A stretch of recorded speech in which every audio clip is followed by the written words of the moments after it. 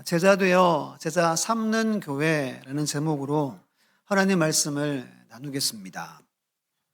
이런 되위임령이라는 말을 한 번쯤은 신앙생활 하시면서 아마 들어보셨을 거예요. 영어로는 The Great Commission이라고 말합니다.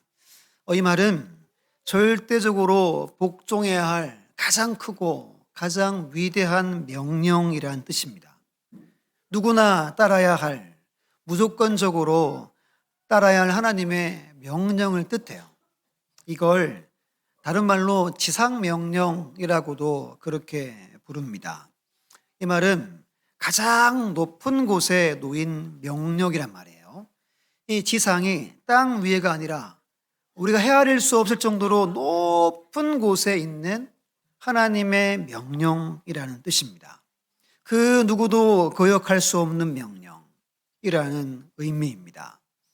이 말씀이 오늘 함께 읽은 본문의 이야기입니다. 이 말씀은 교회를 향한 예수님의 마지막 명령이죠. 아마 잘 아시죠? 교회의 가장 크고 위대한 명령이 바로 이 명령입니다. 우리 성도의 삶의 가장 높은 곳에 자리 잡고 있는 명령, 사명이 바로 이것입니다. 조금 전 우리 찬양대 성가대가 뭐라고 했어요? 나가서 복음을 외치리라 한 것, 그것이 오늘 본문의 이야기입니다. 그래서 오늘 우리 원래 표어인 제자 되어 제자 삼는 교회라는 제목으로 말씀을 나누려고 합니다. 오늘 말씀을 이게 원래 의미가 무엇인지 먼저 설명을 드리고 그렇게 설교를 이끌어 가려고 합니다.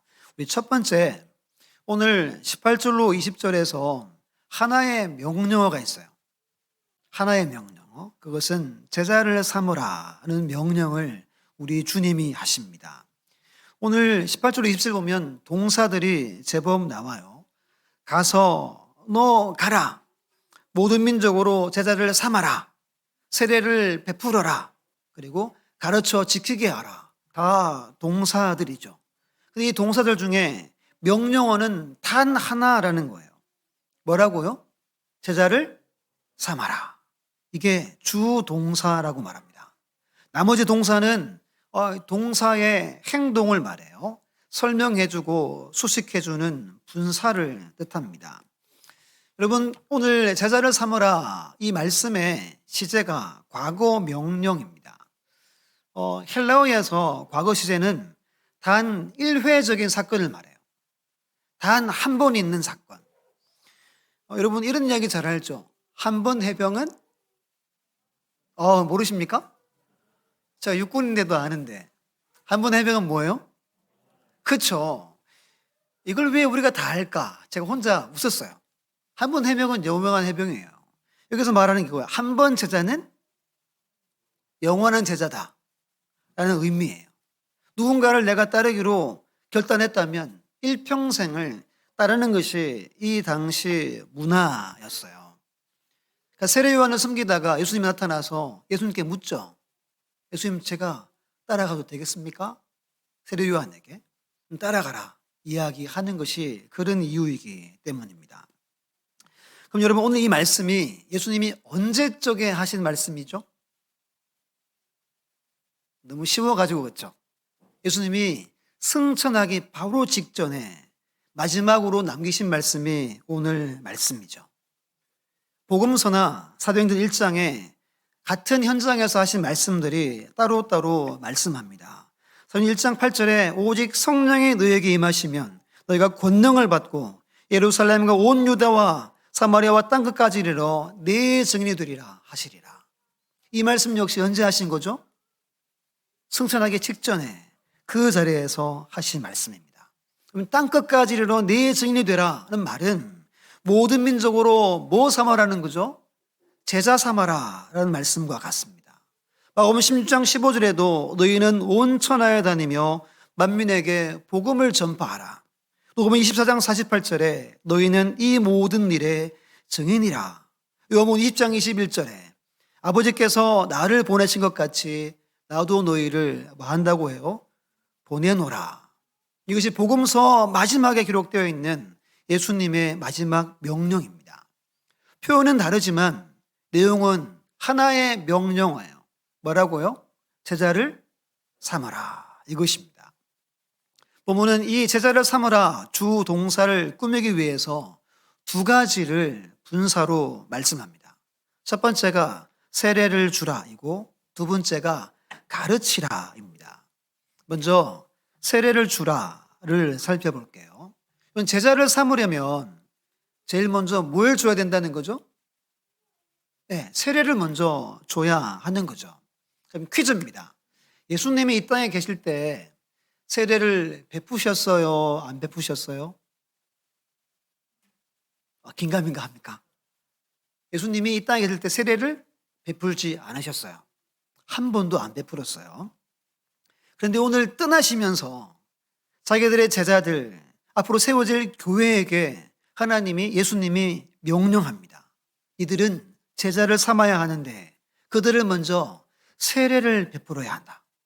당신은 한 번도 베풀지 않은 세례를 누구한테 베풀래요? 앞으로 세워질 교회, 사랑하는 제자 공동체가 그렇게 하기를 주님이 원하십니다. 보통 일반 교회에서 세례를 1년에 2번 베풀어요. 세례식이라고 하죠. 문답 교육을 오래 하는 교회는 4주, 5주 가르치고 문답 확인하고 당일날 와서 이렇게 손 들고 뭐 하죠? 대답하죠. 보통 3번, 4번 하죠. 네, 네, 네 하면 세례 다 줍니다. 오늘날 세례식이 의식처럼 돼버렸어요. 근데 이때 당시 세례는 내 생명을 내거는 결단이었어요. 내 생명을 걸고 예수님을 따르는 그 출발이 세례였어요. 오늘 그것을 말합니다. 19절 보시면 누구의 이름으로 세례를 베풀라고 말씀하죠? 아버지와 아들과 성령의 이름으로. 이 말이 뭐죠? 삼위일체 하나님의 이름으로 세례를 베푸는 거죠. 여기서 이름으로라는 말은 당시 그리스 로마 문화권에서 사용하는 경제적인 용어였어요. 제가 이때 살았어요. 돈을 벌어가지고 제가 저축을 하려고 이제 당시 은행에 갑니다. 그럼 누구 이름으로 저축하죠? 제 이름으로 해야 되죠. 그럼 제가 좀 철들어가지고 아내 이름으로 이렇게 할 수도 있겠죠. 근데 보통 자기 이름으로 하죠. 이 돈이 누구 거기 때문에? 내 거기 때문에. 그 의미예요. 근데 세례를 베푸는데 누구 이름으로 세례를 베풀래요? 하나님의 이름, 예수 그리스도의 이름, 성령의 이름으로 세례를 베풀래요. 이 말이 뭐냐 하면 세례를 받아 세례의 교인이 된 하나님의 백성들은 누구 거라는 거죠? 하나님의 것이다. 주 예수 그리스도의 소유물이 되었다라는 의미를 갖는 겁니다. 이것이 오늘 본문의 원래의 의미입니다. 이 자리에 우리 어른들 경우에 세례 안 받은 분 제가 볼 때 거의 없어요. 다 세례 다 받으셨어요. 그럼 여러분들은 누구 거라는 거죠? 하나님의 것이라는 거예요. 예수 그리스도의 소유물이 된 겁니다. 왜? 삼위일체 하나님의 이름으로 우리가 세례받아 하나님의 것이 되었기 때문입니다. 이 사실을 굳게 믿는 우리 모두가 다 되시기를 간절히 예수님의 이름으로 축원합니다. 아주 중요합니다. 두 번째는 가르치라요. 가르치라. 말씀 보면 내가 너에게 분부한 모든 것을 가르치라 그럽니다. 목적이 나오죠. 왜 가르쳐요? 지키게 하기 위함입니다. 세례를 베풀었어요. 그 사람을 진짜 제자로 삼으려면 그 사람이 어떻게 살아가야 제자라고 할 수 있다는 거죠? 지키는 삶, 말씀에 순종하는 삶을 살게 하는 것이 교회의 중요한 일이라고 말씀해 주고 있는 겁니다. 예수님의 제자라고 하면 진실한 믿음을 가지고 예수님의 모든 가르침을 삶에서 순종해 나려고 하는 사람이라는 거예요. 여러분, 이 일을 어디에서 합니까? 이 일을 교회에서 해야 하는, 예수님이 마지막 수많은 말씀을 하셨지만 그 중에 가장 중요한 단 하나의 명령인 거예요. 이것이 대위임령, 지상명령입니다. 좀 더 넓게 나가면 복음 들고 전도하고 선교하라는 말씀이 되겠죠.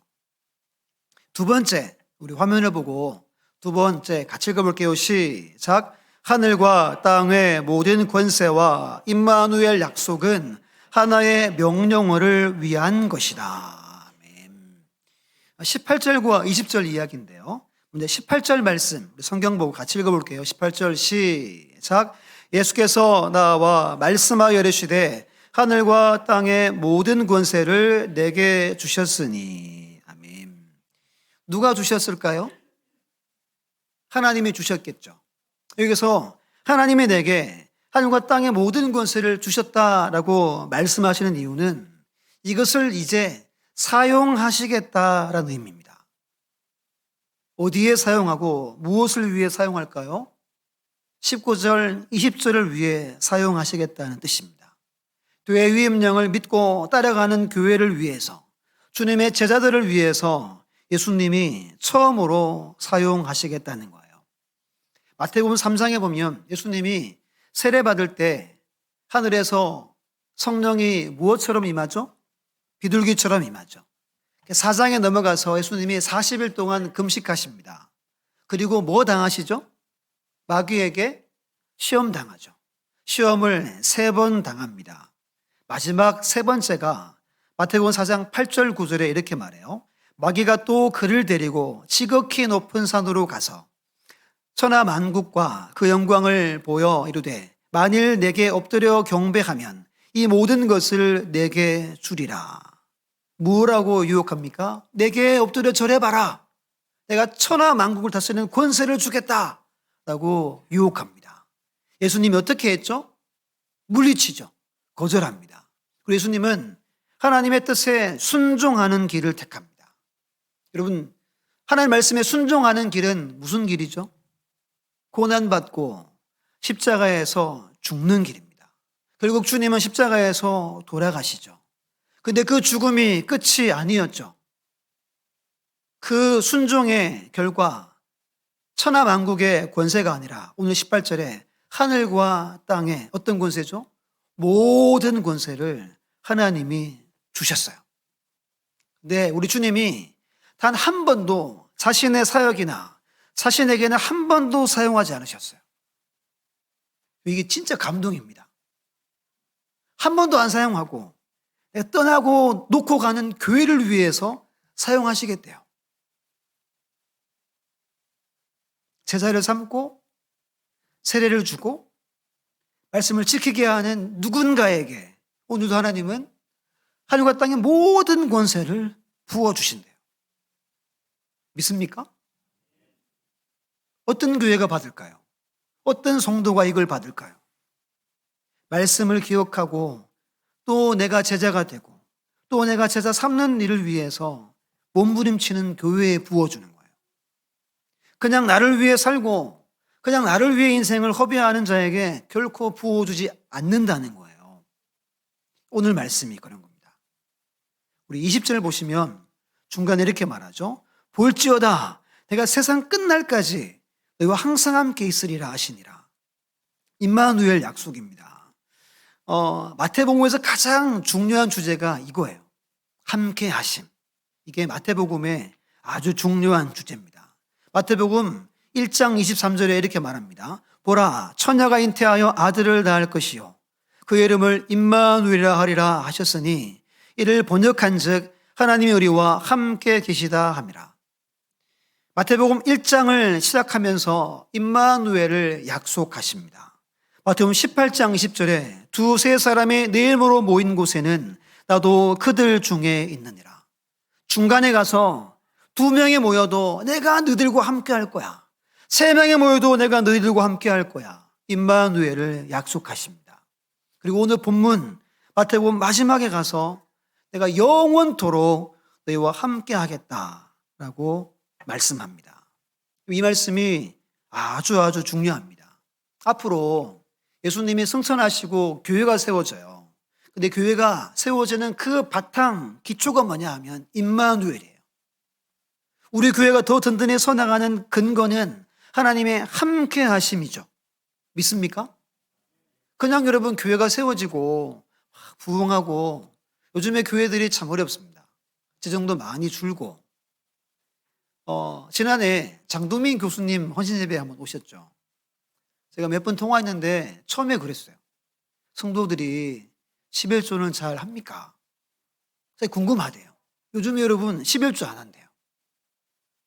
코로나 이후에 더 심해져가지고 교회 재정들이 막 곤두박질 칩니다. 감사하게도 우리 교회는 그렇진 않아요.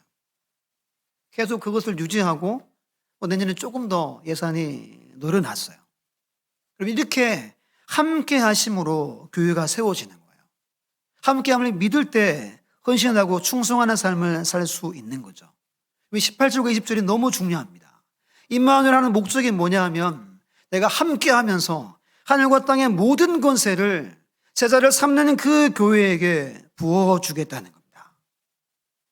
우리는 조금 전에도 제가 요즘 안 하다가 했지만 에베네셀의 하나님, 임마누엘 하나님, 여호와의 하나님을 한동안 우리 많이 했어요.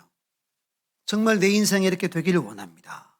근데 여러분, 임마누엘이 그냥 하나님 말씀대로 살아가면 임하는 거예요. 하나님 내게 임마누엘 해주십시오. 내게 능력 주십시오. 부르짖지 않아도 하나님은 제자를 삼는 교회 위에는 무조건적으로 거저 부어주신다는 거예요. 이것을 꼭 깨달았으면 좋겠습니다. 우리 기도하지 않아도, 우리가 무언가를 하지 않아도 우리 하나님 말씀을 따라 살아가면 하나님은 놀라운 능력으로 기름 부어 주시는 겁니다. 그 은혜를 누리는 우리 교회가 되어지기를 원합니다. 하나님 지금도 이런 교회 가운데 임하세요. 제자를 삼는 교회, 그런 공동체, 제자가 되기 위해 힘을 쓰는 성도들, 그들의 삶에 하나님은 기름 부으시고 역사하십니다.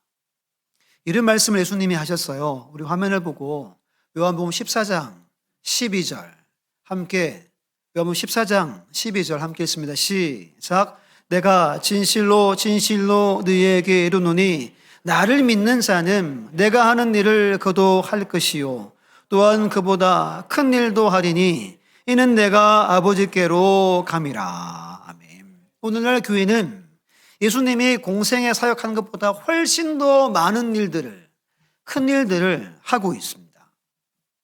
에이 목사님, 어떻게 예수님보다 더 큰 일을 할 수 있어요? 바로 방금 전 이 말씀의 그 뜻이에요. 주님이 승천하시고 이 땅에 성령이 임하죠. 성령이 함께하는 교회, 그리고 제자를 삼으려고 하는 교회에는 놀라운 성령의 능력과 하나님의 권세와 임마누엘이 함께하기 때문에 오늘날 교회들은 예수님보다 더 많은 일들을 하고 있습니다. 믿습니까? 못 믿으시는 것 같은데요. 이게 하나님의 방금 그 말씀의 의미입니다. 여러분, 지금까지 우리가 착각하며 살아왔어요. 내 능력이 이만저만해서 하나님이 쓰시지. 내가 남들보다 더 은사가 있어서 하나님이 쓰시지. 내 재능이 있어서, 내가 열정이 있어서, 내가 누구보다 교회를 사랑해서 쓰시지. 말씀을 준비하다가 이건 착각이야, 착각. 저도 그래요. 저도. 대위임령은 명령이죠. 명령을 받은 사람은 뭐 하면 되죠? 그 명령을 듣고 따르면 돼요. 오늘 말씀이 그겁니다. 순종하기만 하면 됩니다. 그러면 능력이 위로부터 우리에게 임한다는 거예요. 내게 능력이 없어도, 내게 재능이 없어도, 내게 다른 은사가 없어도 이 명령을 아멘하고 받고 나가면 하나님은 함께 하시고 필요할 때마다 하늘과 땅의 모든 권세를 우리에게 부어주신다는 겁니다. 이것을 우리가 믿어야 합니다. 믿습니까? 믿습니까? 이 믿음으로 우리는 살아가야 돼요. 교회의 가장 위대하고 높은 명령 사명은 뭐예요? 제자 삼는 것입니다. 제자 삼는 것. 그렇다면 여러분, 한 가지 궁금한 게 한 가지 생깁니다. 그럼 나는 그러면 제자인가? 이런 궁금증이 생겨요. 누가 그러면 제자인가? 이런 궁금증도 우리에게 생깁니다. 예수님이 참 친절하게도 요한복음에 세 가지 말씀으로 분명하게 누가 제자인지를 분명하게 말씀해 놓으셔서요. 잠깐 그 세 말씀 볼게요. 우리 요한복음 8장 31절 함께 읽습니다. 시작. 예수께서 자기를 믿은 유대인들에게 이르시되 너희가 내 말에 거하면 참으로 내 제자가 되고. 아멘. 누가 제자래요? 내 말에 거하면. 좀 띄워주세요. 내 말에 거하면 참으로 내 제자가 되고 라고 말합니다. 근데 여기서 보면 누구에게 하신 말씀이죠? 앞에 보면 유대인에게. 유대인은 선민의식이 강하죠. 하나님의 나를 택하셔서 라고 굳게 믿는 그들에게 말합니다. 아니야. 예수님의 내가 하는 말에 거할 때 네가 내 제자가 될 거야 라고 말합니다. 이 말씀을 조금 묵상하는데 배, 우리 타는 배 있죠? 배 이미지가 떠올랐어요. 선착장에 배가 수없이 많습니다. 그 중에 한 배가 말씀의 배, 이름을 하면 로고스호라고 해볼게요. 근데 그렇게 멋있지도 않고 편의시설도 없는 것 같고 그렇게 이렇게 매력적이지 않는 배예요. 많은 사람들이 그 배에 많이 안 오릅니다. 어떤 배에 오를까요? 멋지고 시설 좋은 배에 다들 올라타는 이미지가 많이 생각이 났어요. 여러분은 어떻게 인생을 살아갑니까? 여러분들이 지금 머물고 있는, 지금 승선에 있는 그 배는 어떤 배예요? 말씀의 배입니까? 아니면 다른 배입니까? 이것으로 내가 제자인지 제자가 아닌지를 첫 번째 알 수 있는 겁니다. 두 번째, 요한복음 13장 35절 함께 13장 35절 방송실 13장 35절 함께 읽습니다. 시작. 너희가 서로 사랑하면 이로써 모든 사람이 너희가 내 제자인 줄 알리라. 아멘. 두 번째, 뭐 하면요? 서로 사랑하면 제자인 줄 안돼요. 뭐라고 말하냐면 서로 사랑하십시오. 특히 누가 알도록요? 식구들이나 교회 사람만이 아닌 거예요. 모든 사람이 알도록 사랑하십시오 라고 말합니다. 근데 궁금한 게 생겨요. 어떻게 사랑을 해야 할까요? 어떻게 사랑을 전해야 할까요? 우리 성경을 한번 찾아봅니다. 성경 찾아볼게요. 요한복음 13장 34절 꼭 찾아서 밑줄을 그어 놓으세요. 방금 읽은 말씀의 바로 앞구절입니다. 요한복음 13장 34절 우리 함께 읽어볼게요. 시작. 새 계명을 너희에게 주노니 서로 사랑하라. 내가 너희를 사랑한 것 같이 너희도 서로 사랑하라. 아멘. 분명히 기준을 말씀해 주셨어요. 내가 예수님이 너희를 우리를 사랑한 것 같이 사랑하는 사랑을 할 때 제자래요. 두 가지 이미지가 떠올랐어요. 성경에서 사랑을 어디까지 하라죠? 원수까지 사랑하라죠. 그것이 하나님의 사랑, 주님의 사랑입니다. 예수님이 한 번은 제자들이 예수님 용서를 몇 번 해야 될까요? 묻죠. 예수님이 몇 번 하라고 그러죠? 70번씩 7번. 그럼 얼마예요? 셀 수도 없는 거예요. 영원히 용서해라. 이것이 우리 주님의 사랑입니다. 이 사랑이 내게 있을 때 우리가 제자인 거예요. 마지막 요한복음 15장 8절 말씀 함께 읽습니다. 시작. 너희가 열매를 많이 맺으면 내 아버지께서 영광을 받으실 것이요 너희는 내 제자가 되리라. 아멘. 열매를 어떻게 맺으래요? 조금도 아니고 많이 맺으래요. 엄청 부담되죠. 근데 이 열매는 다른 열매가 아니라 성령의 열매를 말합니다. 오직 성령의 열매는 사랑과 희락과 화평과 오래 참음과 자비와 양성과 충성과 온유와 절제니 이 같은 것을 금지할 법이 없느니라. 이 9가지 열매를 모든 인간 관계에서 맺는 것, 이것이 제자의 모습입니다. 이 3가지 기준이에요. 기준을 들으니까 어떤 마음이 들어요?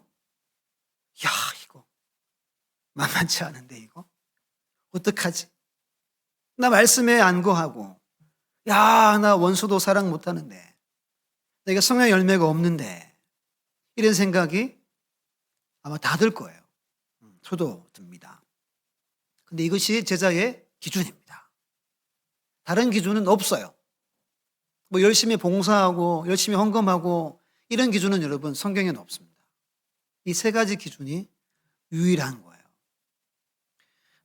Not a pen, 펜인가 제자인가라는 책이 있습니다. 아주 유명한 책입니다. 제가 좀 사서 비치해 둘까 하는데요. 카일 아이들만이라는 미국의 목사님이 기록한 책이에요. 이 책의 가장 중요한 질문 한 가지가 이거예요. 당신은 예수님의 제자입니까? 이 질문을 하는 책입니다. 이 책에서 이렇게 말해요. 예수님의 제자로 자처하는 사람은 널려 있지만 예수님과의 관계를 진지하게 돌아보고도 자신이 이렇게 제자라고 말할 수 있는 사람은 많지 않을 것이다. 그들이 제자가 아니라면 뭘까? 그들은 그냥 펜이다. 펜에 대한 가장 기본적인 사전적 정의는 누군가를 열정적으로 좋아하는 사람이다. 펜과 제자 모두가 그 대상을 사랑한대요. 열렬히 사랑합니다. 그런데 달라요.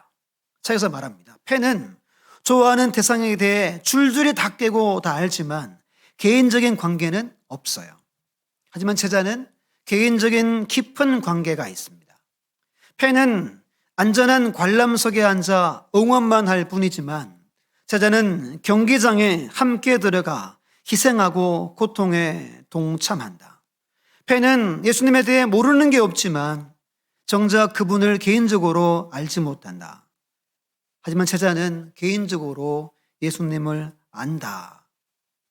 여러분은 펜이세요? 제자입니까? 또 이 책의 한 단락을 잠깐 읽어드릴게요. 따름은 믿음의 일부다. 진정으로 예수님을 믿는 사람은 반드시 그분을 따르게 되어 있다. 여러분이 펜인지 제자인지 알기 원한다면 단 한 가지의 기준을 가지고 질문하면 된다. 잘 들어보세요. 당신은 예수님을 따르기 위해 어떤 손해를 받는가? 말뿐인 성도는 손해보지 않는다. 그러나 행동하는 성도는 손해를 본다. 그리고 요한복음의 니고데모 이야기를 쭉 합니다.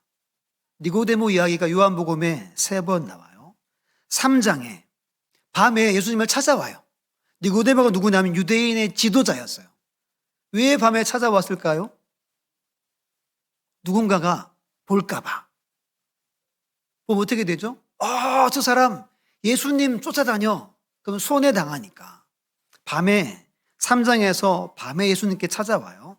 7장 가서 당시 유대 지도자들이 예수님을 잡아라고 명령 내렸어요. 근데 아랫사람들이 예수님을 못 잡아오는 거예요. 들어보니까 말씀도 맞고 막 능력이 나타나니까 아무도 예수님을 손을 못 대는 겁니다. 그래서 대제사장이 막 질책합니다. 니들 미혹당했냐? 왜 예수를 못 잡아오느냐? 막 큰 소리쳐요. 그때 7장 50절 51절에 이렇게 말해요. 그 중에 한 사람 곧 전에 예수께 왔던 니고데모가 그에게 말하되 우리의 율법은 사람의 말을 듣고 그 행한 것을 알기 전에 심판하느냐. 이게 무슨 말이죠? 확인도 안 해보고 너 죄인이야. 이것이 우리의 율법입니까? 라고 일어나서 큰 소리로 외쳤어요. 그래서 사람들이 뭐라고 하냐면 너 갈릴리 출신이지. 너 예수 따르지. 라고 그들이 말합니다. 이게 두 번째예요. 두 번째. 누구 편 들어준 거죠? 예수님 편 들어준 거예요. 마지막 세 번째가 요한복음 19장에 나옵니다. 예수님이 십자가에 죽으시고 아리마대 사람 요셉이 그 시체를 장례 치르죠. 39절에 말해요. 일찍이 예수께 밤에 찾아왔던 니고데모. 일부러 설명을 해주고 있는 거예요. 몰약과 침향 섞은 것을 100리터라쯤 가지고 온지라. 예수님의 장례에 쓰려고 이 양은 엄청난 양이에요. 수십 명, 수백 명 쓸 양을 예수님께 드리려고 이제 자기 누가 다 봐도 상관없다는 거예요. 그럼 이것이 우리의 신앙이어야 합니다. 처음에는 말뿐인 신앙으로 출발하지만 점점 행동으로 나타나는 자가 제자라는 거예요. 여러분은 팬입니까? 여러분은 제자입니까? 주부에 보면 마지막에 이렇게 돼 있죠. 예수님을 따르기 위해 갈호를 포기한다. 포기했다. 여기서 이 책의 마지막 이야기예요. 이 저자가 아는 모든 사람들에게 이메일을 보내요. 그리고 이 관로를 한번 채워보십시오. 그리고 많은 이메일이 이분에게 찾아옵니다. 어떤 사람은 예수를 따르기 위해 자녀를 미국의 편안한 집에 키우기를 포기했다. 예수를 따르기 위해 어릴 적 친구들과 나이트클럽에서 노는 것을 포기했다. 예수를 따르기 위해 남자친구와의 동거를 포기했다. 예수를 따르기 위해 플로리다에 지어놓은 별장에 은퇴 후 삶을 즐기는 것을 포기했다. 예수를 따르기 위해 나만의 조용한 삶을 포기했다. 사람들이 많이 보여줬대요. 여러분, 말뿐인 성도는 제자일 수 없어요. 우리는 말씀대로 서로 사랑하고 성령 열매를 맺어야 합니다. 마지막 한 가지 사진을 보고 마칠까 하는데요. 사진 한번 보여주실래요? 이분 누군지 아시죠? 조정민 목사님이죠. 이분이 예수 믿게 하려고 부인이 기도를 그렇게 많이 했대요. 예수를 믿었어요. 근데 다 때리치고 목사가 되겠다 그랬대요. 아내가 어떻게 했을까요? 왜 그러냐고 여보. 적당히 믿으시면 좋을 텐데 왜 다 포기하고 왜 목사 되려고 하냐고. 그렇게 많이 싸웠대요. 목회 아주 잘하시죠? 이게 무엇의 대답일까요? 목사의 역할입니다. 목사의 역할이 뭡니까? 뭐예요? 부짖는 개다. 이게 제 동생 카톡 프로필에 떠 있더라고요. 한참 보고 생각 많이 했어요. 한참 된 일입니다. 여러분, 목사는 여러분들 저를 잘 섬겨주고 이게 목사에게 좋은 게 아니에요. 목사의 보람. 목사는 뭘 기뻐할까요? 여러분들이 누구 바라보는 거? 예수님 바라보는 거예요. 저 바라보는 게 아닙니다. 저한테 잘 안 하셔도 돼요. 설교만 잘 들으시면 돼요. 다른 거는 다른 건 제 바라지 않습니다. 세례 요한을 일컬어 성경에서 뭐라 그러죠? 광야에 외치는 자의 술이라고 말하죠. 결코 세례 요한은 영광을 취하지 않았어요. 자기가 주인공이 아니었어요. 목사는 주인공이 아닙니다. 믿으셔야 돼요. 할렐루야. 아멘 하셔야 돼요. 여러분들의 삶의 주인은 누구예요? 여러분들이 바라봐야 할 분은 누구밖에 없어요? 예수밖에 없어요. 저는 사역자는 여러분들이 바라보게 하는 자일 뿐이라고 성경에서 말하는 겁니다. 오늘 말씀을 여러분 잘 기억하세요. 당분간 계속 제자에 대한 이야기를 할까 하는데요. 우리 교회가 어떤 교회인지, 내가 어떻게 신앙생활을 했는지, 과연 하나님이 우리를 말씀에 빗대어 우리를 볼 때 과연 우리 교회가 성령이 임할 교회인가? 임마누엘 할 교회인가? 하늘과 땅의 모든 권세가 과연 임할 교회인가? 우린 돌아봐야 하는 거예요. 수십 년, 원래 우리가 30년 되잖아요. 30년 동안 교회가 세워졌지만 우리가 어떻게 달려왔는지 돌아봐야 합니다. 안 그러면 나중에 나중에 주님 앞에 가가지고 뭐 하겠어요? 너 왜 그따위로 이러지 않겠어요? 정말 할 말이 없는 거예요. 쥐구멍에 막 들어가고 싶겠죠. 그게 오늘 이야기입니다. 저도 제자가 더 되어야 되고 우리 모두가 더 제자가 되어야 돼요. 그리고 제자를 삼는 교회가 되어야 합니다. 이것을 꼭 일평생 기억하시고 함께 우리 교회를 하나님이 역사하는 교회 만들어갈 수 있는 우리 모두가 다 되시기를 간절히 예수님의 이름으로 축원합니다.